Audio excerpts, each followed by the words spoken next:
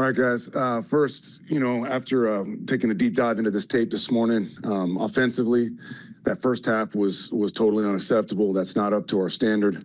Too many just mental errors, missed details here and there, not on the same page, and not good enough.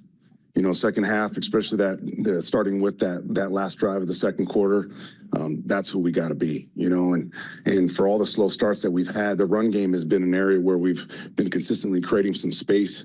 That didn't happen until that drive as well. So not good enough early. Finished strong, way more what we need to be. Unfortunately, that last drive is in that 4-minute situation. We gotta finish with the ball in our hands. Defensively, from a coverage standpoint, just not clean football, especially down the stretch there. We had moments of playing to our standard, but in those critical moments, the winning moments, especially that last drive there, we got to be on our details, and it wasn't good enough. From especially in standpoint, I thought we played winning football. I thought the 44-yard net by Timo was excellent, and then we kicked the ball extremely well, 5 for 5. One of those being a 58-yarder, so promising, especially from a kicking perspective.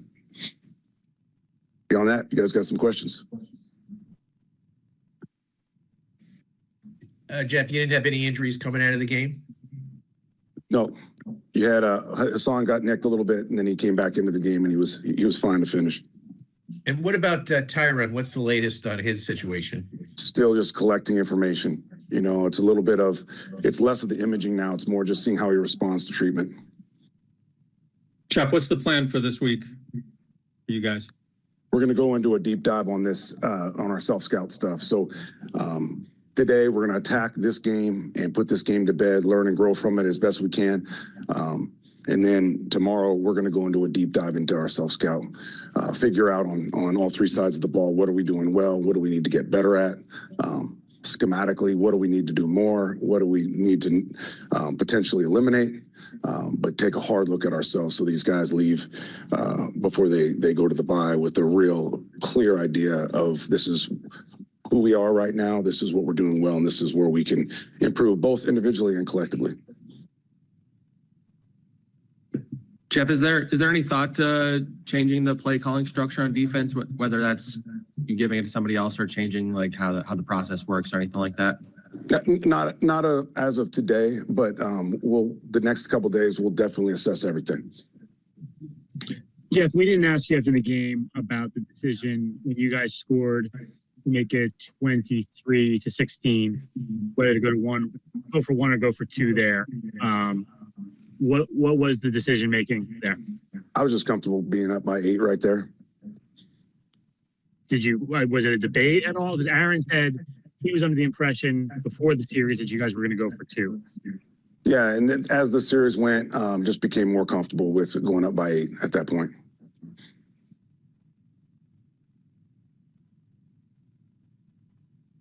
Jeff, what was your message to the guys going into the bye week in terms of the players? Or I guess you guys are still meeting tomorrow, but in general, what's the message going to be? Well, the big part of it was to be in your feet, first of all. Like, the time for taking a deep breath is not yet. Like, we got to take a deep dive into who we are and just be completely honest and hear the criticisms and grow from the criticisms. And that's not just players, that's coaches as well, not being stubborn to the point where anybody's pointing the finger at anybody else other than themselves. Obviously, like I said, today will be about this game, and then going forward, we'll go into all that we've done this season, both good and bad, and I'm hopeful that the players really come away from these next couple of days with a clear idea of the plan to get better and become the team we need to become. Jeff, what was the decision to bench Tony Adams? Well, there's a lot of different things that went into that, and I'd rather not expand on that, but there's a lot of things that went into that. Was it strictly football related, or was there some sort of off the field or disciplinary thing? No, it was not disciplinary by any means. Hey, Jeff, just with Aaron, last 2 games, only 6 pass attempts that he's tried over 10 yards. Now, I get it. You guys are seeing a lot of zone defense, so that's probably a factor. But would you like to see him be more aggressive to try to get more explosives? Yeah, I think there's always that balance, like you got to create explosives. It's one of the biggest indicators for winning games. But at the same time, it's like you said, when the coverage dictates the check down or the short intermediate throw, you got to take that as well. So we're always searching for ways to get the ball down the field. Sometimes it doesn't happen because of the coverage. Sometimes it doesn't happen because of the protection. A lot of things go into it. But you're absolutely right. We need to get the ball going down the field more often. Does he look hesitant or gun shy? No, I think he has he's historically one of the best as far as protecting the ball and not putting the ball in jeopardy. So I think a lot of it's that, it's his,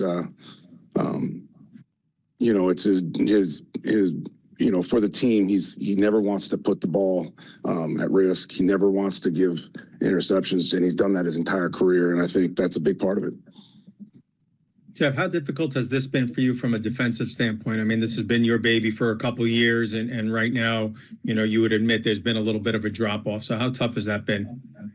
Oh, it's extremely hard to see the unit not perform as well as they're capable of performing, so that's on me and our staff and on every defensive player in there to regain the standard that we've created here the last couple of years, because you're right, we're not playing as well as we need to play, and we're not playing as well as we're capable of playing. So part of that will be this week in getting back on track.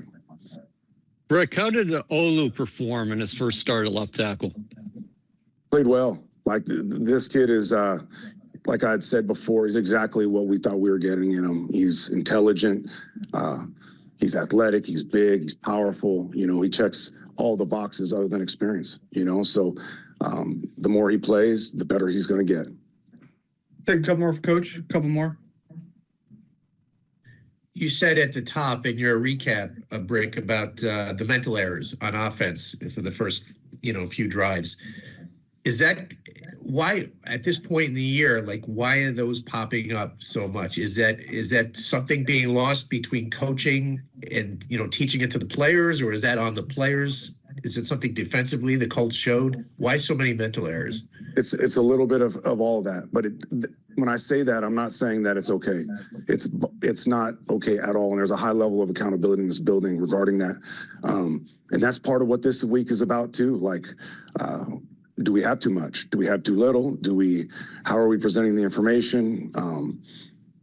Everything has to be looked at. And it's our only chance to improve this thing, is to really take a deep dive on the teaching, the learning process, players, coaches, all of it.